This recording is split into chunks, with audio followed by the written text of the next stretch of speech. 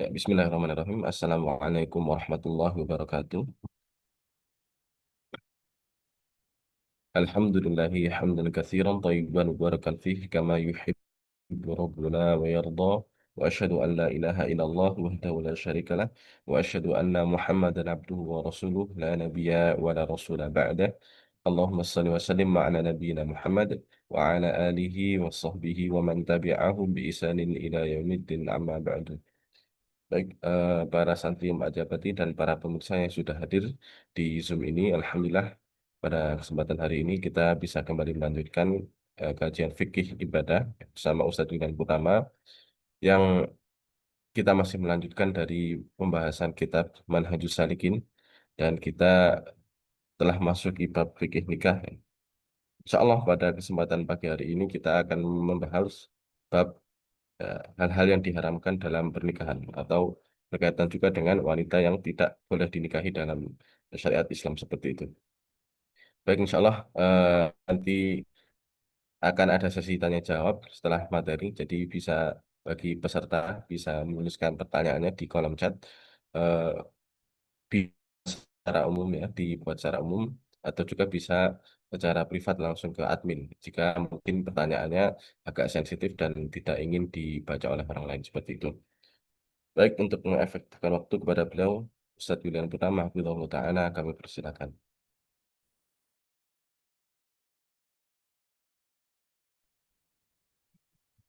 Bismillahirrahmanirrahim. Assalamualaikum warahmatullahi wabarakatuh.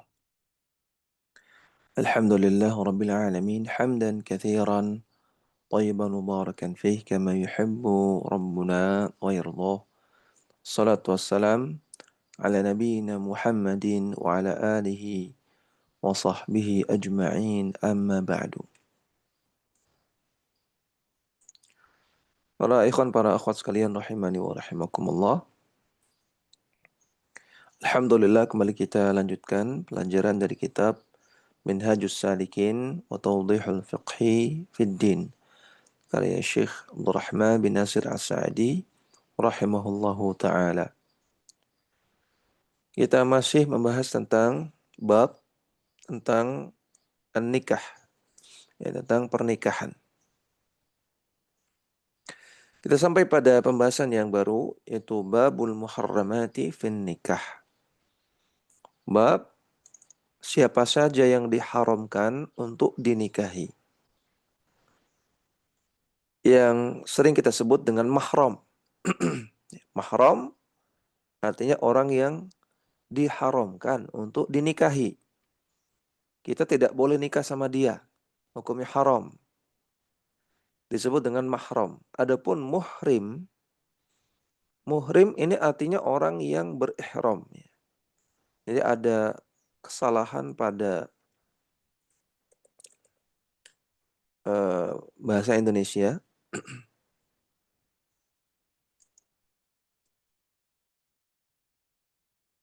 Yang sering digunakan oleh banyak orang, ya. Padahal kalau kita melihat di kamus KBBI, muhrim artinya orang yang sedang berihram. Sudah betul. Orang laki-laki yang dapat dianggap menjaga atau melindungi wanita yang melakukan ibadah haji atau umroh. Ya, ini makna yang kedua.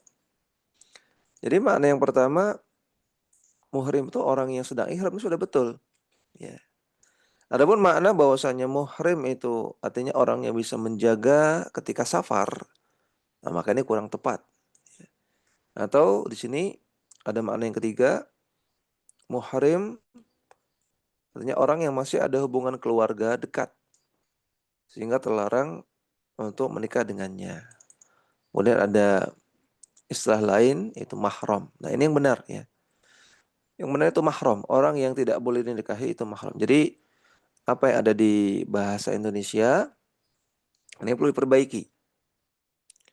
Maksudnya orang yang haram untuk dinikahi namanya mahram atau muharram. Ya, mahram atau muharram. Adapun yang disebut dengan muhrim itu orang yang berihram untuk haji atau umroh. Dia menjatuhkan niat untuk haji atau umroh, maka disebut dengan muhrim. Nah, jadi sekali lagi ini harus diperbaiki istilah-istilah yang ada di masyarakat kita yang keliru. Ya, muhrim itu bukan orang yang punya hubungan keluarga, bukan. Muhrim itu orang yang berihram. Nah, kemudian beliau mengatakan wahunna qismani. Mahram itu ada dua macam. Yang pertama, muharramatun ilal abadi. Mahram selama-lamanya. Artinya ketika dia sudah menjadi mahram, maka selama-lamanya mahram. Tidak ada kondisi di mana dia boleh dinikahi. Kemudian yang kedua, muharramatun ila amadin. Mahram pada waktu tertentu. Artinya mahram sementara. Ada suatu masa, ada suatu keadaan di mana dia tidak menjadi mahram lagi. Disebut juga dengan mahram muaqqat. Mahram muaqqat. Mahram sementara. Nah, jadi ada dua mahram. Ada mahram selama-lamanya, ada mahram sementara. Dan perlu diketahui bahwasanya yang boleh kita berjabat tangan, yang boleh kita bersentuhan kulit dengannya, yang boleh kita berdua-duaan dengannya, yang boleh kita bersafar bersama dengannya, itu hanya mahram yang muabbad. Mahram ilal abad, mahram selama-lamanya. Adapun mahram muaqqat, mahram sementara, maka tidak boleh. Bersentuhan tangan tidak boleh, berdua-duaan tidak boleh, bersafar tidak boleh, dan seterusnya. Walaupun dia mahram juga, tapi mahramnya sementara. Contoh misalnya Nabi mengatakan, la yakhluwanna ahadukum bi imra'atin illa wa ma'adhi mahram. Tidak boleh kalian berdua-duaan dengan seorang wanita kecuali ma'adhi mahram. Ma'adhi mahram ini ada dua makna ya. Ma'adhi mahram adalah makna yang pertama adalah si wanita ini ada mahramnya. Ya. Misalnya ada bapaknya, ada kakak laki-lakinya, maka kita boleh bertiga di situ.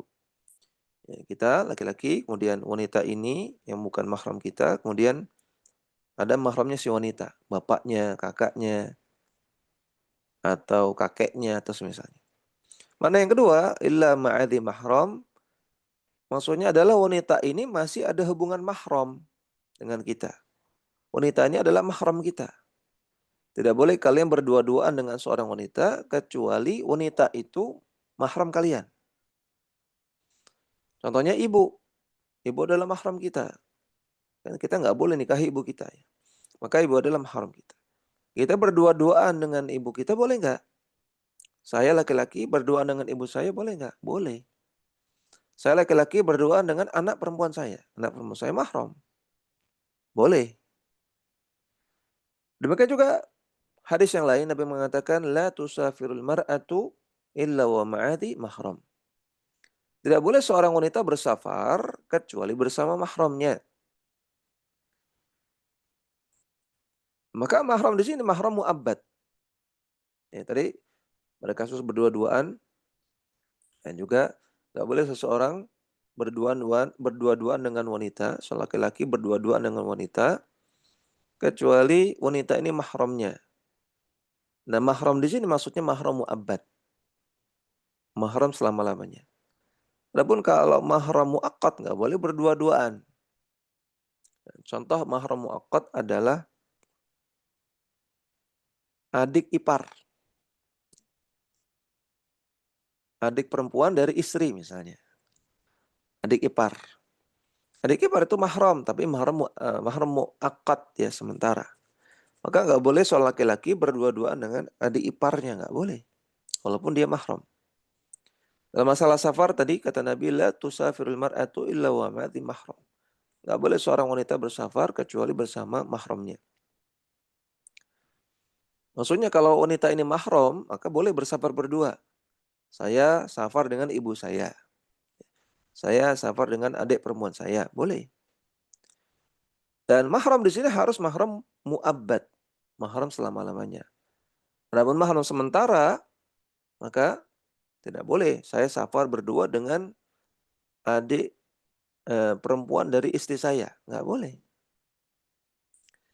Nah, jadi sekali lagi yang dimaksud dengan boleh berduaan dengan mahram, boleh berjabat tangan dengan mahram, boleh bersentuhan dengan mahram, boleh bersafar bersama. Ini maksudnya mahram mu'abbad, mahram ilal abad, mahram selama-lamanya. Adapun mahram muaqqad tidak boleh.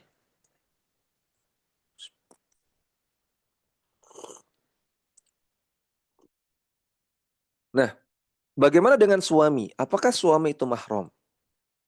Boleh nggak berduaan dengan suami? Seorang wanita berduaan dengan suaminya dalam satu ruangan. Tentu jawabannya boleh, ya. Nah, tapi apakah suami disebut mahram? Kan mahram itu artinya orang yang haram dinikahi. Kalau suami ya udah dinikahi. Pasti dia bukan mahram, dia bukan orang yang haram dinikahi, lawang sudah dinikahi. Boleh nggak seorang istri berjabat tangan dengan suaminya? Boleh. Lalu apakah berarti suaminya mahram? Bukan ya. Jadi suami memang bukan mahram, karena memang suami sudah dinikahi. Bagaimana dikatakan mahram ya. Namun suami itu aula minal mahram. Dia lebih tinggi daripada mahram. Ini menggunakan qiyas aula namanya. Jadi kalau kepada orang-orang yang mahram itu boleh berjabat tangan, apalagi kepada suami. Suami lebih aula untuk boleh berjabat tangan, lebih layak gitu ya. Kalau dengan mahram boleh berduaan dalam satu ruangan, maka dengan suami lebih aula. Kalau dengan mahram itu boleh bersafar bersama, maka dengan suami lebih aula. Nah, jadi suami memang tidak disebut dengan mahram, tapi dia lebih aula daripada mahram. Seorang wanita bersafar dengan suaminya boleh. Karena kalau dengan mahram saja boleh, apalagi dengan suami lebih boleh lagi, lebih aula.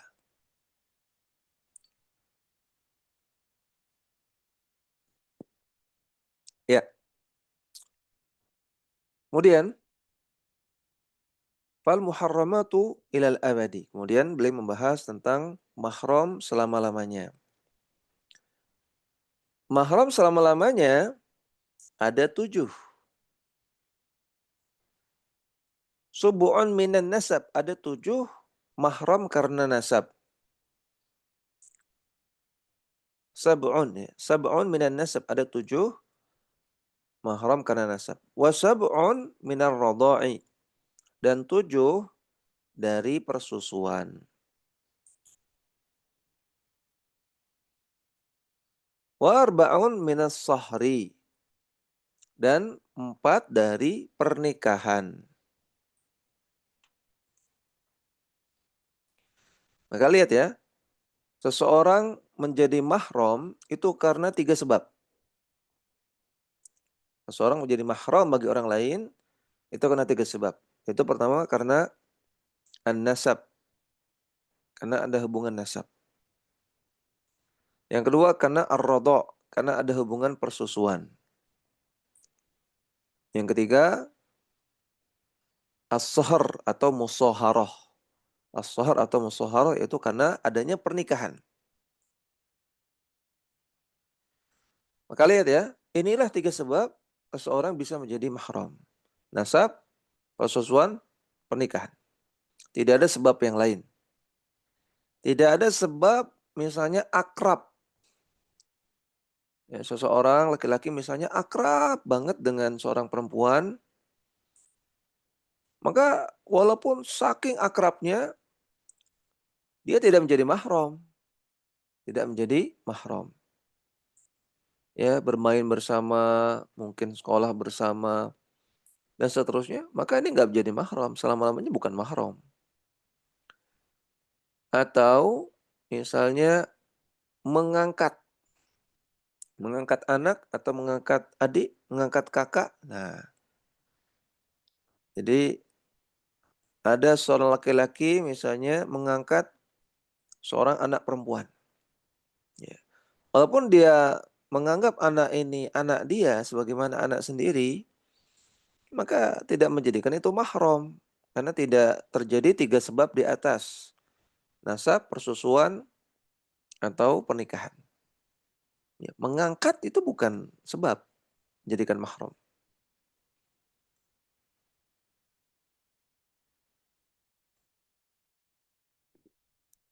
Atau sebab-sebab yang lainnya. Jadi hanya 3 sebab saja. Nah, 3 sebab ini pun, ini masih ada rinciannya, artinya tidak semua orang yang punya hubungan nasab mahram. Tidak semua yang ada keterkaitan dengan persusuan menjadi mahram. Tidak semua yang ada keterkaitan dengan pernikahan menjadi mahram. Ini pun ada pembatasan. Mahram karena nasab ada 7. Wahunna yaitu yang pertama al-ummahatu, para ibu. Wa in alauna dan ke atas. Jadi kita mulai dengan perspektif laki-laki dulu ya. Mahram bagi seorang laki-laki. Mahram bagi seorang laki-laki dari sisi nasab atau karena nasab ada 7. Yang pertama ibu mereka. Ibu tentu mahram, nggak boleh nikah dengan ibu. Wa in alauna dan ke atas, yaitu nenek, kemudian ibunya nenek, dan seterusnya ke atas. Itu semua adalah mahram.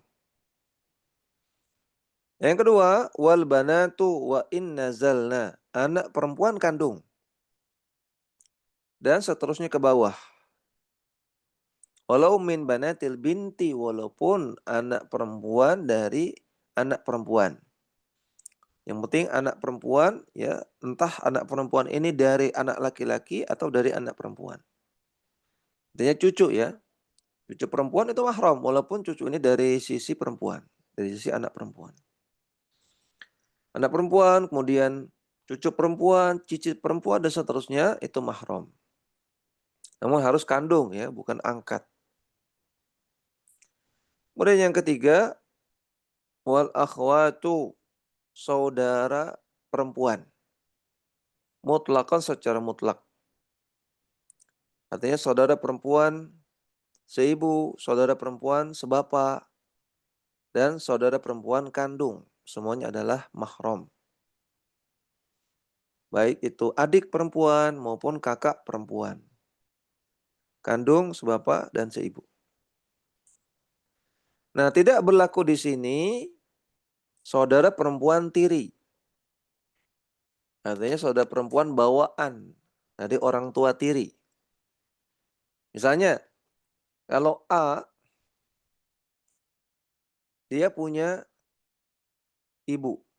Ya, A punya ibu. Ibunya si A ini nikah dengan seorang laki-laki. Ketika ibunya si A nikah dengan seorang laki-laki, laki-laki ini sudah punya anak, yaitu B. Dan anaknya perempuan. Anak laki-laki ini perempuan.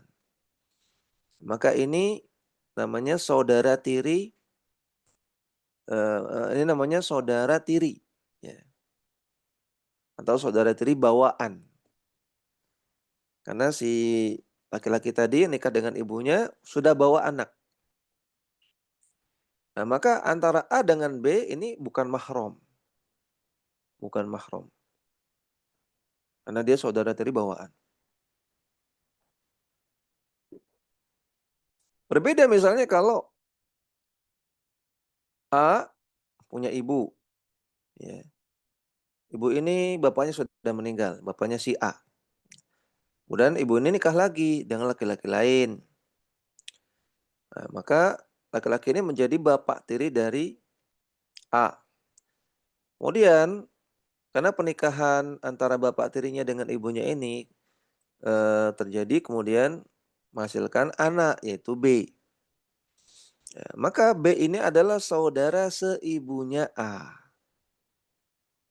Nah, kalau B ini perempuan, maka B ini mahram karena seibu. Bisa dipahami ya? Jadi bedakan antara saudari tiri bawaan ya, dengan saudari seibu atau sebapak.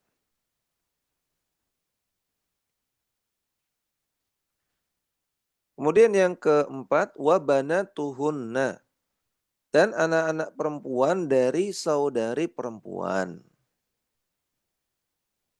Anak-anak perempuan dari saudari perempuan. Artinya keponakan perempuan. Ya, anak perempuan dari saudara kita itu kan berarti ponakan ya.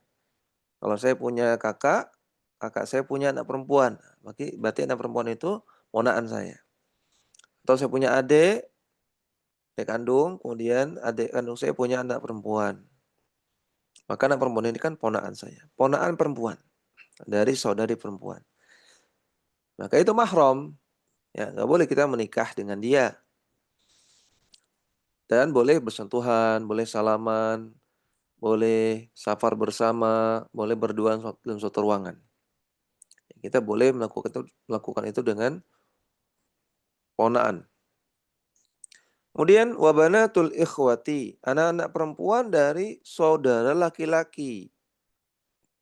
Misalnya saya punya adik laki-laki, saya punya anak perempuan. Nah, maka anak perempuan ini adalah mahram saya. Ini ponakan juga sama ya. Poin keempat dengan poin kelima sama-sama ponakan. Namun poin keempat ini ponakan dari saudari. Yang poin kelima ponakan dari saudara.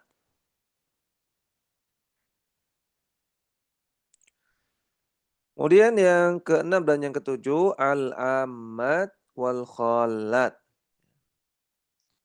Al-ammat itu bibi dari bapak. Bibi dari jalur bapak maksudnya. Gitu ya. Artinya saudara perempuan dari bapak. Saya punya bapak, bapak saya punya adik perempuan. Nah, maka itu ammah namanya. Bibi dari jalur bapak. Sedangkan khalat, bibi dari jalur ibu. Saya punya ibu, kemudian ibu saya punya adik perempuan. Nah, maka dia khalah. Bibi dari jalur ibu. Intinya poin ke-6 dan poin ke-7 ini bibi.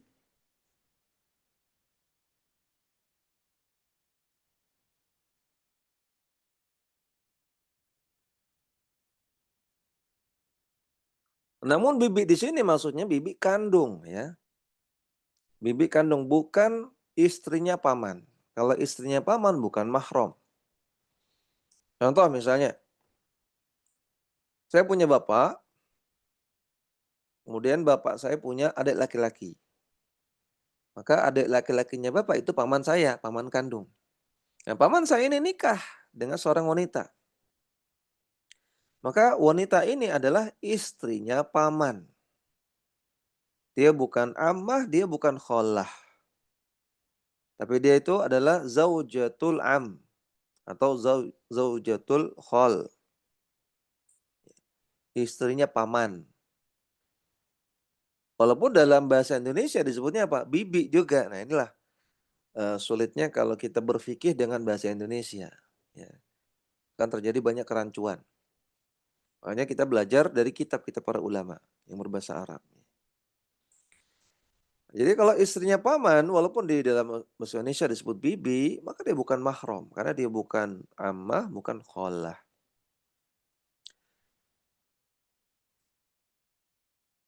Yang mahram adalah kalau kandung. Misalnya bapak saya punya adik perempuan, nah, maka itu mahram saya. Atau ibu saya punya adik perempuan, maka itu juga mahram saya.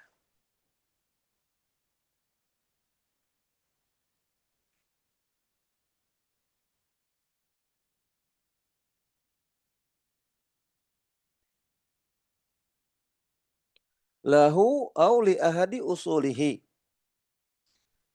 Bibi kandung bagi kita atau bibi kandung dari usul kita. Nah, ini ada keterangan tambahan. Lahu au li ahadi usulihi. Maksudnya apa? Maksudnya bibi dari ayah. Nah, ayah kita punya bibi. Bibi kandung.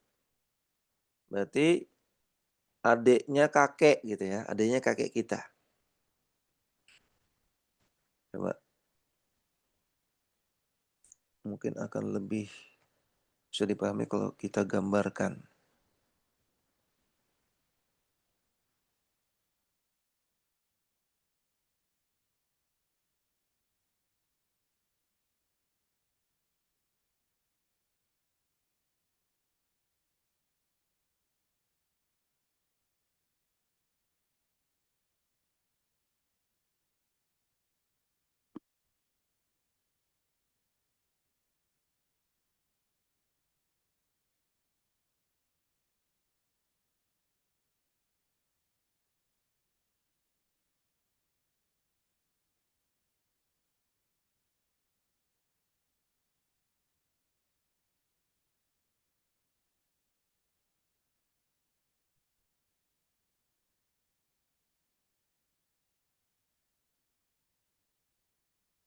Whiteboard sama.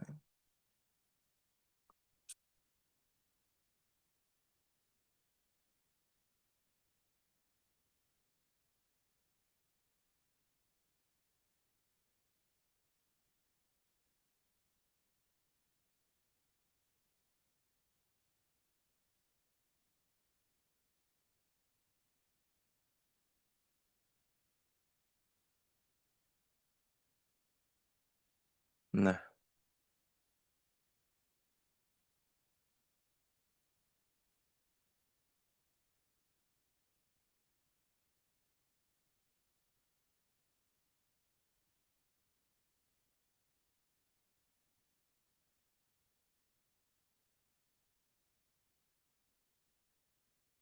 ini fulan ya. Ini fulan.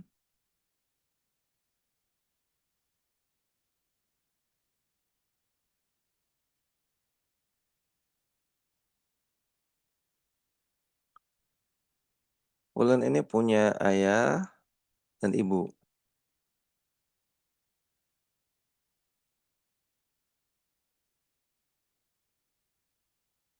Nah, ayah ini punya ayah lagi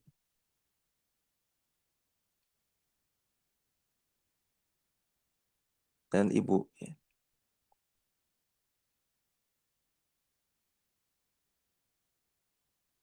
Nah, nih ayahnya, jadi ini ayah nih ya.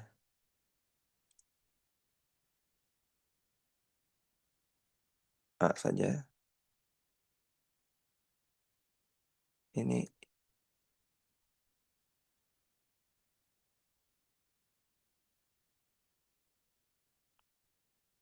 ayah ini punya adik. Punya adik perempuan. Nah,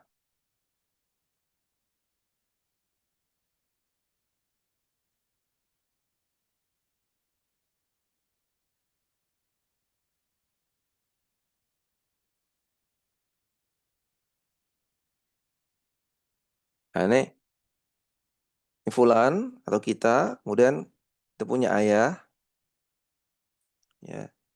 Kemudian ayah punya ayah lagi. Yang mana ini kakek kita. Nah, kakek ini punya adik. Adiknya kakek.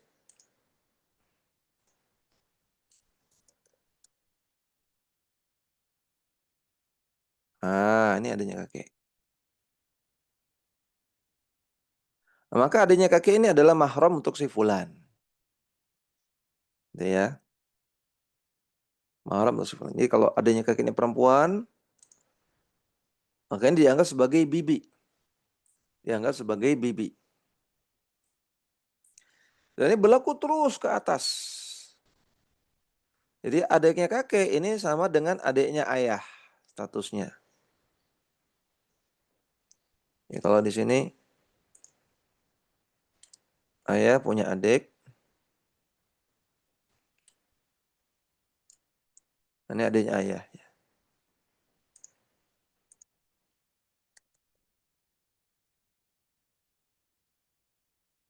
Adiknya ayah ini mahram untuk si fulan. Jadi dia bibi ya kan, bibi kandung. Nah, adiknya kakek statusnya sama dengan adiknya ayah. Nanti adiknya kakek Uyut juga sama statusnya seperti adiknya ayah dan seterusnya ke atas. Ya, seperti itu ya bisa dipahami. Sekarang kita kembali ke kitab.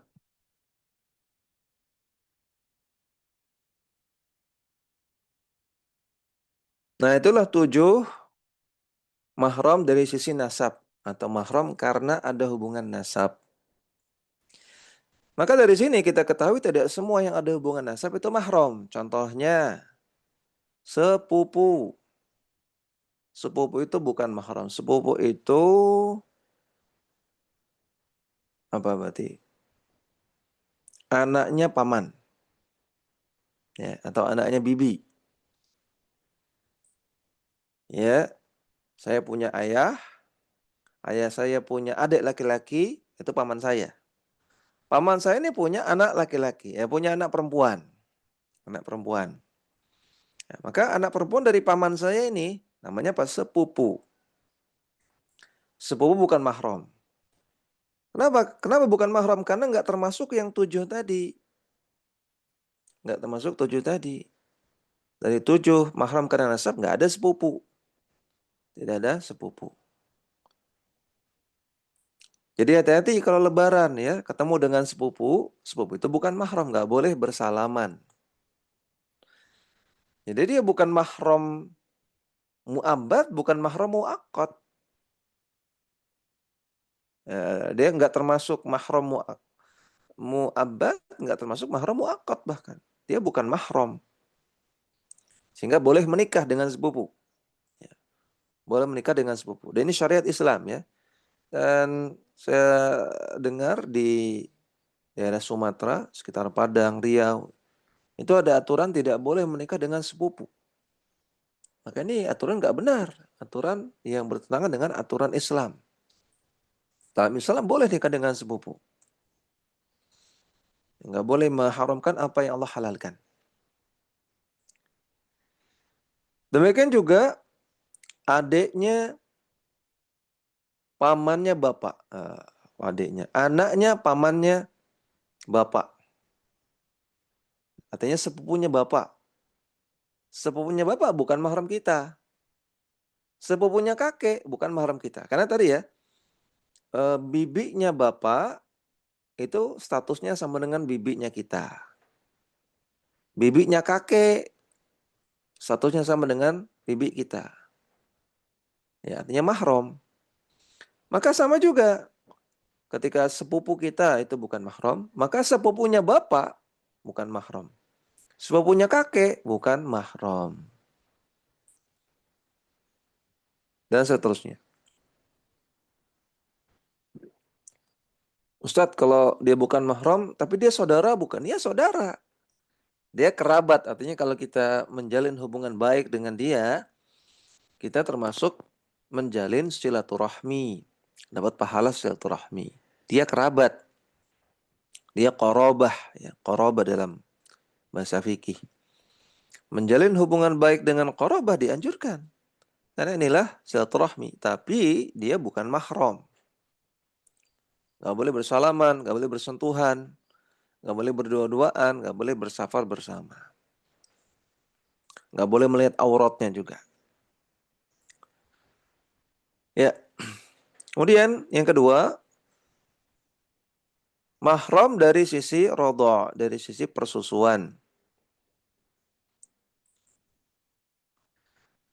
Nadhirul madhkurati, yaitu sama seperti yang sudah disebutkan di atas. Artinya dari sisi ibu susu. Ya, dari sisi ibu susu. Karena Nabi mengatakan, apa-apa yang diharamkan karena persusuan, itu sama dengan apa yang diharamkan karena nasab. Hubungan persusuan ini memberikan konsekuensi mahram sama seperti nasab. Jadi karena sama kita lihat lagi 7 poin di atas. Misalnya si fulan, dia pernah disusui oleh ibu A gitu ya. Ibu A. Fulan ketika kecil disusui oleh ibu A dengan 5 kali susuan yang mengenyangkan. Maka Fulan adalah anak susu dari A. Fulan adalah anak ibu susu A. Maka yang pertama al-ummahat, ya. Ibu A ini, si A ini, ibu-ibu yang namanya A ini adalah mahram bagi fulan. Karena dia adalah ibu susu. Poin satu kan ibu ya, ibu mahram. Nah, ibu susu juga mahram. Dan ke atas artinya ibunya si ibu susu ini. Berarti nenek susu. Itu juga mahram. Uyut susu. Neneknya si ibu A. Ya, neneknya si A. Itu juga mahram dan seterusnya. Mahram bagi si fulan. Kemudian al-banat. Ibu A tadi punya anak perempuan. Nah, anak perempuannya A ini mahram bagi si fulan. Al-akhwat, saudara perempuan. Atau al-banat. Al-banat ini anak perempuan. Artinya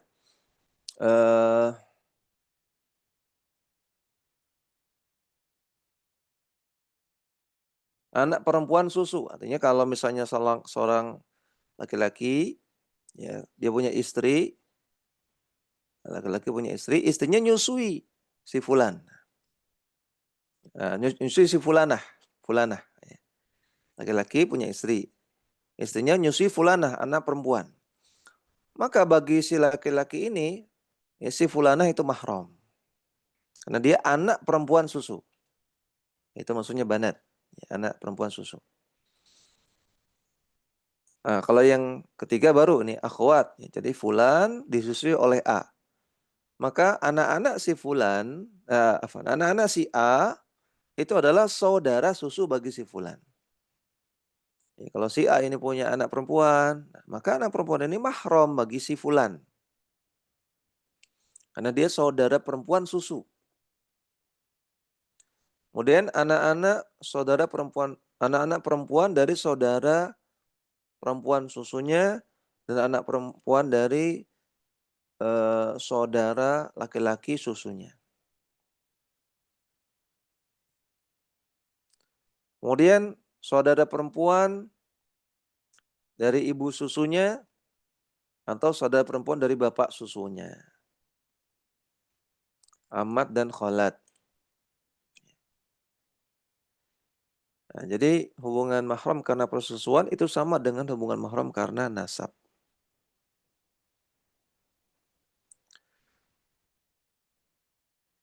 Dan ini bisa menjadi solusi dari mengangkat anak.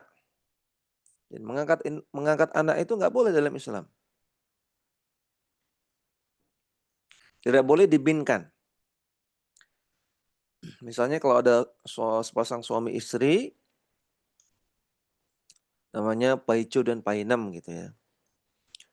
Paijo dan Painem mengangkat anak namanya Paino.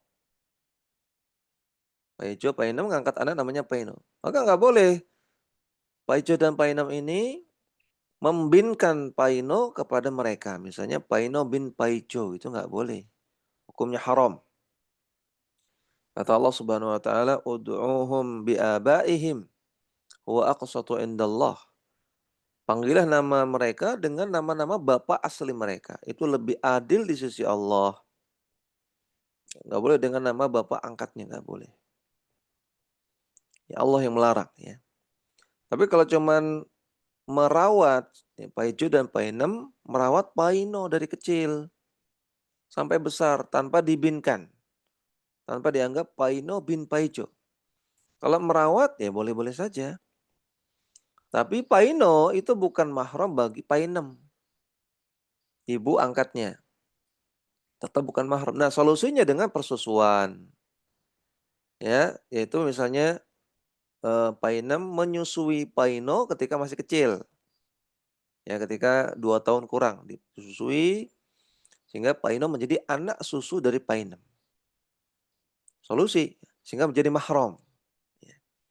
Atau misalnya kalau painem ini nggak punya air susu, ya, maka painem punya adik perempuan. Painem punya adik perempuan, adik perempuannya painem nyusui paino. Maka si painem menjadi bibi susu bagi paino. Bibi susu mahram bukan? Mahram. Ya. Sehingga paino itu bisa diangkat anak dan mereka menjadi mahram.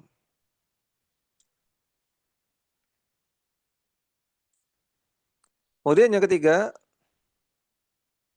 mahram karena sebab as-sahr atau musaharah, adanya pernikahan. Itu ada 4. Wahunna itu sebagai berikut. Yang pertama, ummahatuz zaujati. Ibu dari istri. Jadi ini masih perspektif suami ya, masih perspektif laki-laki. Ibu dari istri. Ibu dari istri maksudnya ibu mertua. Ibu mertua itu mahram selama-lamanya walaupun sudah cerai. Ya, saya punya istri saya punya ibu. Nah, ibu mertua saya itu adalah mahram bagi saya selama-lamanya. Artinya saya nggak boleh nikah dengan ibu mertua saya walaupun andaikan saya cerai dengan istri saya.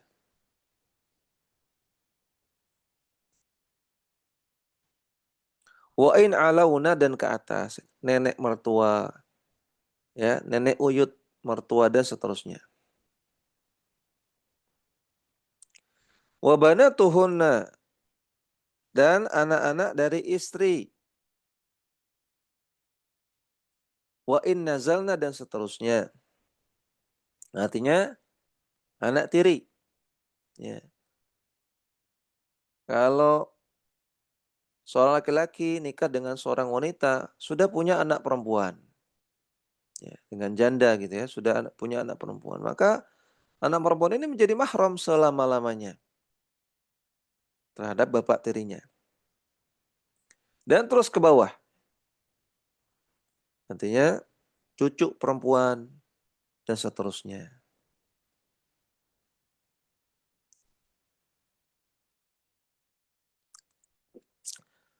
Termasuk juga kasus hubungan di luar nikah. Ya, misalnya dua orang laki-laki, ya dua orang laki-laki dan perempuan sepasang gitu ya, melakukan zina, naudzubillah. Kemudian menghasilkan anak, anaknya perempuan. Maka anak ini nggak bisa dinasabkan kepada bapaknya. Ya, anak ini bukan anak bapaknya secara syar'i, walaupun secara biologis iya.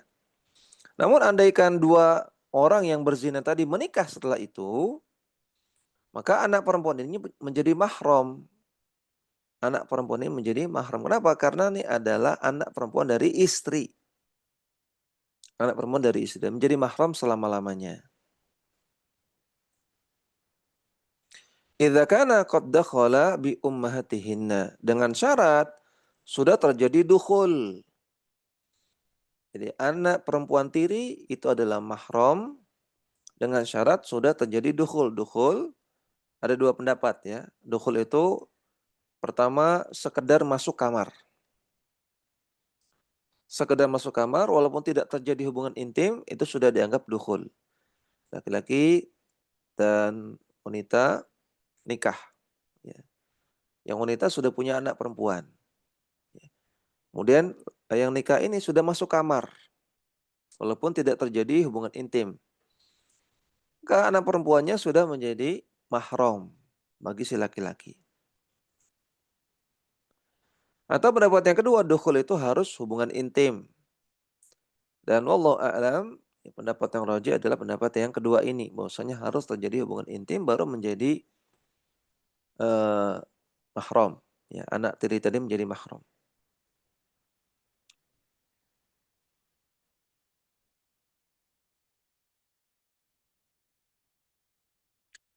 Kemudian yang ketiga, wa zaujatuhu wa zaujatul abai. Istri dari bapak, artinya ibu tiri. Misalnya saya punya bapak, bapak saya nikah lagi. Maka suaminya bapak itu kan ibu tiri saya. Ibu tiri saya itu mahram buat saya selama-lamanya. Wa in alauna, dan terus ke atas. Artinya nenek tiri, kakek saya nikah lagi dengan seorang wanita, maka itu menjadi nenek tiri saya. Maka nenek tiri saya mahram dan seterusnya ke atas.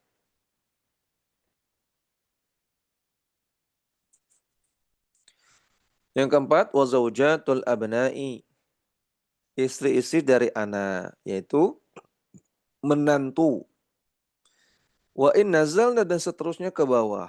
Artinya istri dari cucu, ya, istri dari cicit dan seterusnya ke bawah. Menantu itu mahram. Lihat ya, hubungan mertua menantu ini mahram selama-lamanya. Mertua menantu menjadi mahram selama-lamanya walaupun terjadi perceraian.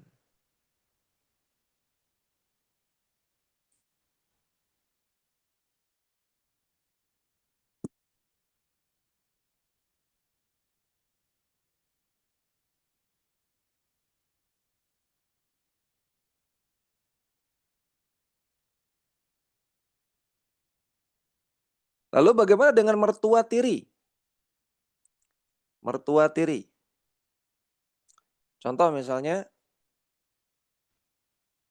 saya punya istri. Istri saya punya bapak. Ya. Nah, bapaknya ini istrinya meninggal. Jadi ibu mertua saya meninggal. Ya. Kemudian bapak mertua saya nikah lagi. Ya, nikah lagi dengan wanita yang lain. Ya, yang bukan ibu dari istri saya. Makanya namanya mertua tiri. Ya. Jadi bapak mertua saya nikah lagi dengan wanita lain yang bukan ibu dari istri saya. Namanya mertua tiri. Maka mertua tiri ini enggak termasuk dari 4 poin di atas yang disebutkan tadi. Enggak termasuk. Maka mertua tiri bukan mahram. Ya, mertua tiri bukan mahram. Jadi 4 ini kan mahram karena adanya pernikahan. Maksudnya pernikahan saya dengan istri saya. Nah, menyebabkan ada hubungan mahram saya dengan mertua. Gitu kan? Atau tadi misalnya kalau perspektifnya dari mertua, dari sisi mertua, ya. Mertua nggak boleh nikah dengan menantunya. Itu kan karena adanya pernikahan anaknya. Ya misalnya anak saya laki-laki ya nikah dengan wanita, maka istrinya anak saya itu mahram buat saya, nggak boleh nikah dengan saya. Dan adanya hubungan mahram ini karena pernikahan anak saya. Kalau anak saya nggak nikah dengan wanita itu, maka wanita itu bukan mahram saya. Saya boleh nikah sama dia. Tapi kan ada pernikahan anak saya dengan wanita itu, maka dia menjadi mahram. Inilah yang disebut dengan eh, mahram karena musyawarah, karena pernikahan. Nah, adapun mertua tiri nggak termasuk mahram musyawarah. Karena mahram musyawarah ada 4 tadi. Dan mertua tiri nggak ada sana. Maka dia bukan mahram. Kalau dia bukan mahram maka nggak boleh salaman, nggak boleh sentuhan, nggak boleh lihat aurat dan seterusnya.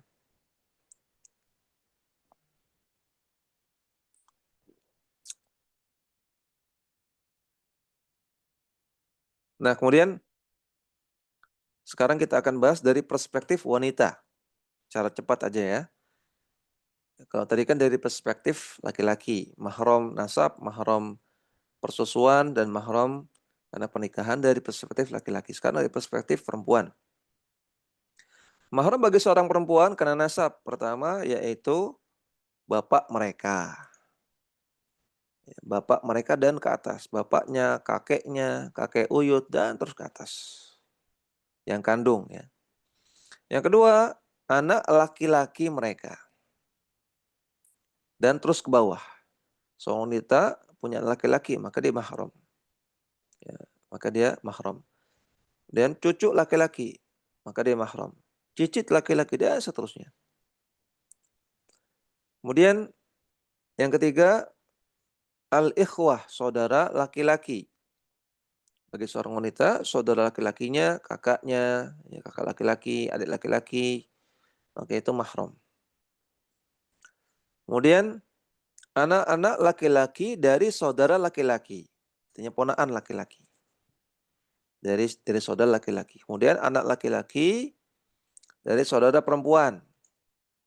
Ponakan laki-laki dari saudari atau dari saudara perempuan. Intinya ponakan ya, ponakan bagi seorang wanita itu mahram. Kemudian paman dan bibi, baik dari jalur bapak maupun dari jalur ibu yang kandung. Ya, saudara laki-laki dari bapak, saudara laki-laki dari ibu, maka itu mahram bagi seorang wanita. Dan seterusnya ke atas sama. Saudara laki-laki dari kakek, ya, saudara laki-laki dari nenek, itu adalah mahram. Ini karena nasab. Kemudian yang karena rodoah adalah ya sama ya dengan 7 poin di atas. Misalnya seorang wanita disusui oleh seorang ibu susu. Ya, maka bapak susunya itu mahram buat dia. Kemudian anak laki-laki dari ibu susu ini mahram buat dia. Kemudian saudara laki-laki dari ibu susu ini mahram buat dia. Bapak dari ibu susu ini mahram buat dia dan seterusnya. Kemudian mahram karena musyawarah. Yang pertama, bapak dari suami atau mertua laki-laki, bapak mertua. Dan seterusnya ke atas. Kakek dari suami, kakek uyut dari suami, dan seterusnya itu mahram. Boleh salaman dengan kakek dari suami. Kemudian anak laki-laki dari suami. Kalau seorang istri, ya seorang wanita nikah dengan laki-laki yang sudah punya anak. Maka anak laki-laki itu, anak laki-laki tiri, itu adalah mahram bagi sang wanita dengan syarat tadi sudah terjadi dukhul. Kemudian suami dari ibu. Ya, seorang wanita punya ibu kandung, ibu ini nikah lagi dengan laki-laki lain, mungkin bapaknya sudah meninggal gitu ya. Kalau sudah cerai, maka laki-laki lain ini menjadi bapak tiri. Maka menjadi mahram bagi si wanita tadi.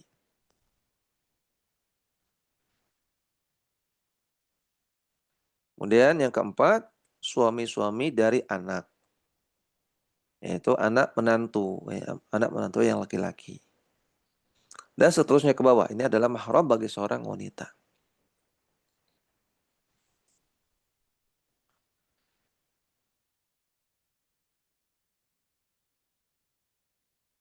Kemudian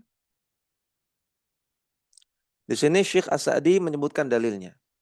Wal aslu fi hadza, dan dalil dari semua rincian di atas di antaranya firman Allah Subhanahu wa taala, "Hurrimat 'alaikum ummahatukum."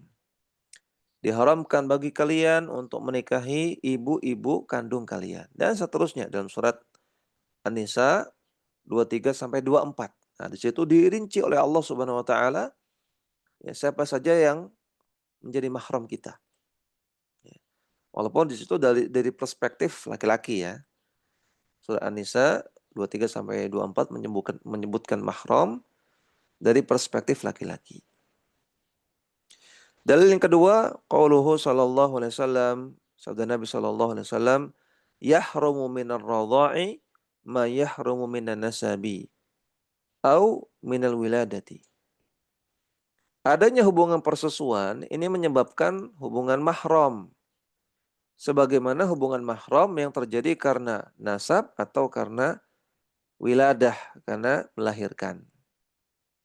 Hadis Bukhari Muslim, sebagaimana sudah kita sebutkan tadi.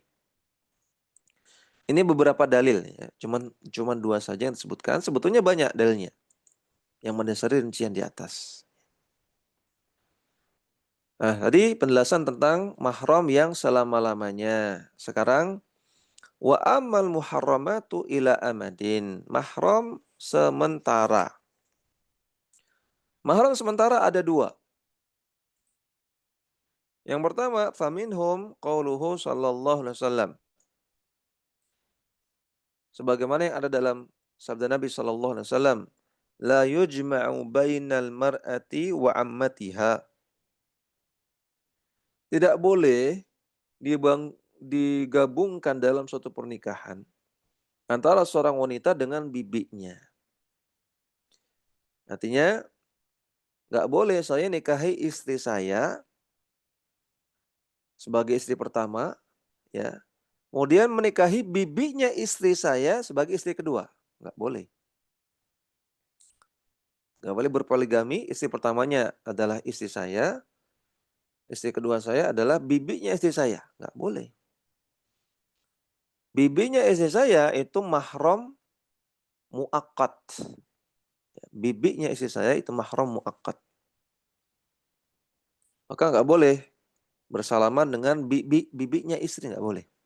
Bersentuhan nggak boleh.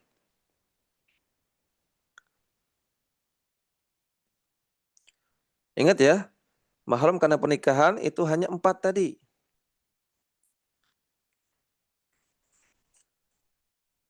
Yaitu ibu mertua, kemudian anak menantu, ya, kemudian istri dari bapak,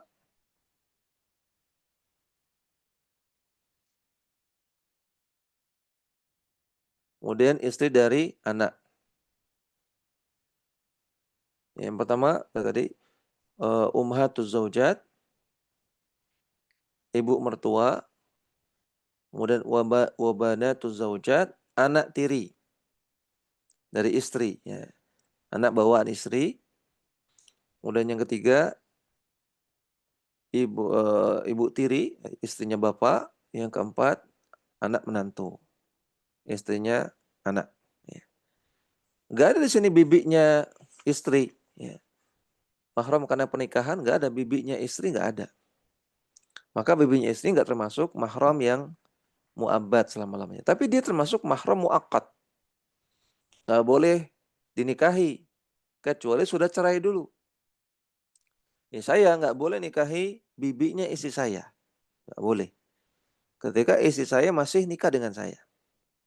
Tapi andaikan saya cerai dengan istri saya, maka saya boleh nikahi bibinya istri saya. Bisa dipahami ya?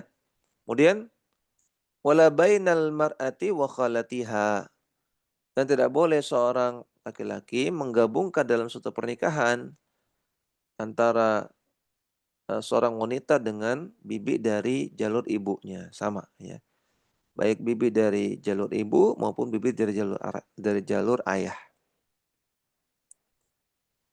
Hadis Bukhari Muslim. Nah, jadi mahram muakkad yang pertama adalah bibi dari istri.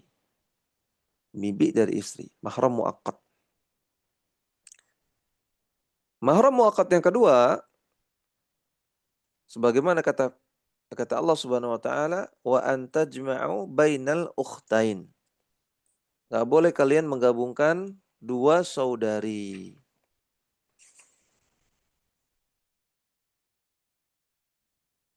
Artinya saya nggak boleh nikahi adiknya istri saya. Ya, istri saya yang pertama, kemudian istri yang kedua adalah adiknya dia. Nggak boleh.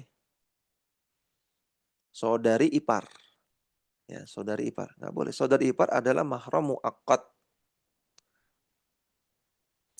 Tapi kalau saya cerai dengan istri saya, maka saya boleh nikah dengan adiknya. Boleh. Karena dia muakkad sementara.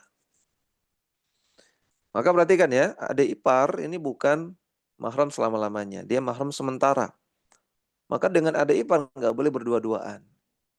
Ya, sampai ada film ipar adalah maut. Nah, itu berasal dari hadis alhamwu maut. Saudari ipar adalah maut. Ini menunjukkan saudari ipar bukan mahram. Nggak boleh bersalaman, nggak boleh berduaan, nggak boleh bersafar bersama. Nah, ini dua jenis mahram muakkad.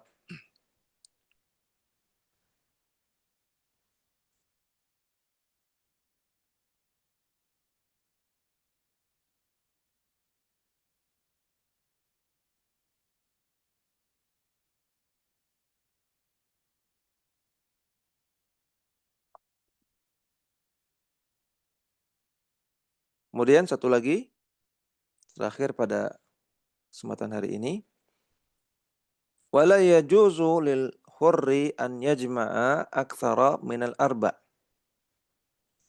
Dan tidak boleh laki-laki merdeka menikahi lebih dari 4 wanita. Ini ijma ulama. Jadi slotnya hanya 4 saja. Wala lil abdi an yajma'a aktsara min zaujataini. Dan seorang hamba sahaya, seorang budak, nggak boleh menikahi lebih dari 2 orang wanita. Jadi budak boleh poligami. Ya, walaupun dia budak, hamba sahaya, dia boleh poligami. Tapi hanya 2 maksimal. Maksimal hanya 2 saja. Ya. Dan ini ijma ulama. Ijma ulama. Karena haknya budak adalah setengah haknya orang merdeka. Kalau orang merdeka 4, maka budak 2. Maka di antara mahram bagi seorang laki-laki, di antara mahram bagi seorang laki-laki adalah wanita lain ketika dia sudah punya 4 istri. Kalau dia sudah punya 4 istri, maka semua wanita itu mahram buat dia. Nggak boleh dia nikahi. Ya, semua wanita itu mahram buat dia. Bagi seorang wanita, kalau dia sudah menikah, maka laki-laki ajnabi itu mahram buat dia. Laki-laki ajnabi, laki-laki yang hmm, bukan suaminya gitu ya, dan juga bukan mahramnya, maka itu semua bukan mahram buat dia. Afwan, itu semua mahram buat dia, nggak boleh dia nikahi. Ya. Laki-laki ajnabi itu laki-laki yang bukan suami dan bukan mahram. Disebut sebagai ajnabi namanya. Laki-laki ajnabi. Laki-laki ajnabi itu mahram bagi seorang wanita yang sudah bersuami. Karena seorang wanita nggak boleh nikah dengan 2 suami. Hukumnya haram. Ya. Maka semua laki-laki ajnabi itu mahram, nggak boleh dinikahi.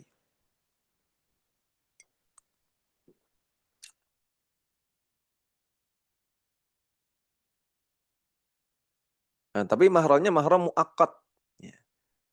Bagi seorang wanita yang sudah menikah, maka laki-laki ajnabi adalah mahram muakkad sementara. Artinya kalau dia cerai dengan suaminya, ya boleh nikah dengan laki-laki lain.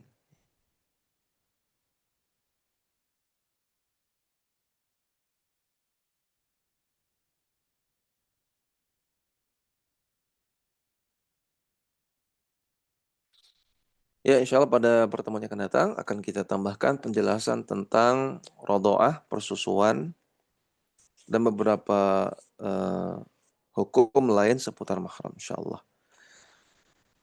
Demikian yang bisa kita sampaikan pada kesempatan kali ini. Sebelum kita akhiri, kita persilakan jika ada pertanyaan. Baik, kami ucapkan jazakumullah khairan kepada Ustadz Julian pertama yang telah menyampaikan materi tentang fikih nikah pada kesempatan kajian pada pagi hari ini. Alhamdulillah ini sudah masuk sesi tanya jawab dan sudah ada satu pertanyaan yang masuk, Ustadz. Kita bacakan. Ya, Bismillah, Assalamualaikum Ustadz. Izin bertanya, jika anak perempuan mempunyai ayah tiri, apakah paman dari ayah tiri tersebut menjadi mahram untuk anak perempuan tersebut? Jazakumullahu khairan. jawabannya bukan ya, karena Kalau ayah tiri berarti ini kan karena nasab atau karena persusuan atau karena musyawarah? Jawabannya karena musyawarah. Ya. Ayah tiri menjadi mahram karena ada pernikahan dengan ibu kandung. Berarti ini kan musyawarah pernikahan. Dan mahram karena pernikahan hanya 4 saja tadi. Hanya 4 ya untuk wanita. Pertama bapaknya suami. Ya. Yang kedua anak tiri bawaan suami. Yang ketiga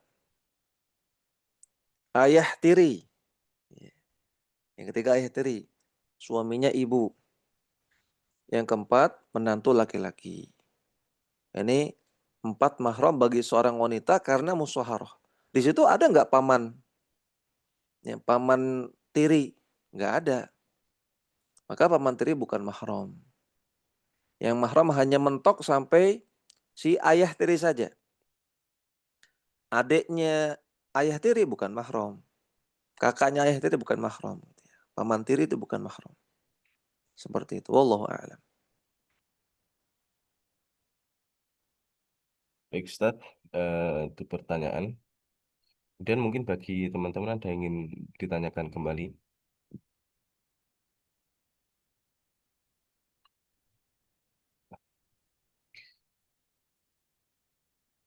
Bagi yang ikhwan, nanti boleh bertanya secara langsung. Ya, sambil menunggu pertanyaan, perlu kita tambahkan lagi bahwasanya interaksi dengan orang yang mahram mu'abbad ya, interaksi dengan mahram mu'abbad itu bukan berarti tidak ada batasan. Ya, contoh yang paling gampang adalah ayah dengan anak, misalnya anak perempuan. Kemudian anak perempuan punya ayah kandung. Antara ayah dengan anak tentu mahram jelas, mahram mu'abbad selama-lamanya nggak boleh nikah. Dan tentunya boleh salaman, sentuhan, ya boleh berduaan di suatu ruangan, boleh safar bersama tentu boleh. Tapi bukan berarti semua interaksi tanpa batas boleh. Misalnya, apakah ayah boleh melihat aurat anak perempuannya? Nah, di sini ada rincian-rincian tentunya ya. Kalau anaknya masih kecil, ya kalau anaknya umur 7 sampai 10, ya kalau di atas 10 itu ada rincian-rinciannya. Kita nggak bisa rinci sekarang. Intinya kalau anaknya sudah dewasa, sudah balik, maka si bapak nggak boleh melihat semua auratnya. Hanya boleh terlihat yang biasa terlihat saja. Yaitu leher ke atas, kemudian siku ke bawah, siku sampai lengan sampai jari tangan, kemudian lutut ke bawah. Itu yang boleh dilihat oleh bapak kandung. Bapak kandung, ya. Jadi bukan berarti bapak kandung berarti boleh lihat semuanya telanjang bulat, nggak boleh. Bapak kandung boleh nggak lihat paha anak perempuannya? Tidak boleh. Kalau sudah balik ya. Kalau sudah balik. Karena kalau umur di bawah 7, 7 sampai 10 auratnya beda. Ya, auratnya beda. Kalau di bawah 7 tidak ada aurat. Artinya bapak kandung boleh lihat telanjang bulat, masih kecil. 7 sampai 10 pusar sampai kemaluan. 7 sampai 10 kubul dan dubur. Ya, kubul dan dubur. Artinya lihat paha boleh kalau 7 sampai 10. 10 ke atas itu sudah sama dengan wanita dewasa, wanita balik. Nggak boleh lihat pahanya, ya nggak boleh lihat kemaluannya, mohon maaf. Kemaluannya nggak boleh. Tetap ada batasan-batasannya. Demikian juga, walaupun antara mahram boleh berduaan di suatu ruangan, boleh bersentuhan, ya, boleh cium pipi gitu ya, cium kening, boleh. Antara bapak dengan perempuannya boleh cium pipi, cium kening. Tapi bukan berarti tidak ada batasan, tetap ada batasan. Kalau melakukan sesuatu yang di luar kewajaran atau melakukan sesuatu yang merusak, sesuatu yang merusak, yang mengarah kepada kerusakan, maka hukumnya haram, tidak boleh. Misalnya mohon maaf ya, kalau contohnya agak ekstrim, bapak dengan anak perempuannya ciuman bibir, ini di luar kewajaran, ini nggak boleh, hukumnya haram. Atau misalnya bapak dan anak ya melakukan hal yang menuju ke arah kerusakan, ya misalnya menyentuh bagian vital dari anak perempuannya, nggak boleh. Ini bisa menyentuh kepada kerusakan, artinya si bapak ini bisa terangsang, tapi itu syahwatnya, sehingga terjadilah hal yang tidak diinginkan. Ya. Jadi bukan berarti tanpa batasan, tetap ada batasan-batasannya. Demikian juga dengan mahram-mahram yang lain ya, dengan saudara kandung, dengan paman, dan seterusnya. Walaupun mahram, ya boleh eh, bersalaman, bersentuhan, ada di ruangan bersama, boleh bersama-bersama, tapi tetap ada batasan-batasan yang perlu diperhatikan. Yang tidak ada batasannya hanya kepada suami dan istri. Nggak ada batasan. Ya. Mau telanjang bulat, nggak pakai apa-apa, mau menyentuh apa saja, silakan kalau antara suami dan istri. Wallahu a'lam. Baik, Ustaz. Kemudian ini ada pertanyaan satu lagi, Ustaz, dari Ya, Mas Adam ya. Bismillah, izin bertanya, Ustaz. Tadi saya kurang jelas untuk syarat sebagai saudara sepersusuan ya. Minimal disusui berapa kali, Ustaz? saudara sepersusuan minimal disusui 5 kali sampai kenyang. Sampai kenyang itu sampai si anak ini nggak mau lanjut nyusu lagi, artinya sudah puas gitu ya. Jadi ketika si anak ini nyusu, kemudian dia mulai menyusu gitu ya, karena kadang-kadang lepas dari puting, kadang-kadang lepas. Kalau si anak ini lanjut lagi nyusu, ketika lepas dari puting kemudian lanjut lagi nyusu, berarti itu masih dianggap satu. Ya. Dia nyusu, kemudian lepas dari puting, kemudian masih nyusu lagi.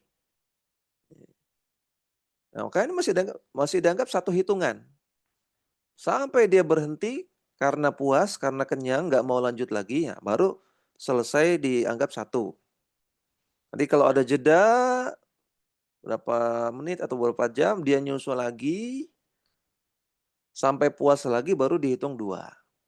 Jadi hitungannya bukan dilihat dari dia nyusu dari bukan dihitung dari lepas dari puting, bukan. Tapi dilihat dari dia kapan puas. Ketika sudah puas, nggak lanjut lagi, baru dihitung satu. Ya. Nanti kalau dia mulai nyusu lagi sampai puas, baru dihitung dua. Sampai 5 minimal. Ketika sudah 5, maka sudah terjadi hubungan persusuan. Dan ini akan kita bahas insya Allah pada pertemuan yang akan datang. Wallahu a'lam. Baik, kami ucapkan jazakumullahu khairan pada Ustaz Dinar Purnama yang telah menyampaikan materi kajian dan juga menjawab beberapa pertanyaan dari peserta. Alhamdulillah kita cukupkan untuk kajian pada sesi pagi hari ini dan insya Allah nanti untuk teman-teman bisa melanjutkan kajian akidah bersama Ustaz Abu Salman Hafizahullah Ta'ala. Bagi yang offline bisa di Masjid Al Asri Pokrorejo dan juga yang online nanti bisa join melalui Zoom yang sudah ada seperti biasa, nanti kita share kembali linknya. Baik, kita cukupkan ya. Semoga bermanfaat. Wassalamualaikum warahmatullahi wabarakatuh wa ala alihi wa sahbihi ajmain. Subhanakallahumma wa bihamdika asyhadu an la ilaha illa anta astaghfiruka wa atubu ilaik. Assalamualaikum warahmatullahi wabarakatuh. Waalaikumsalam warahmatullahi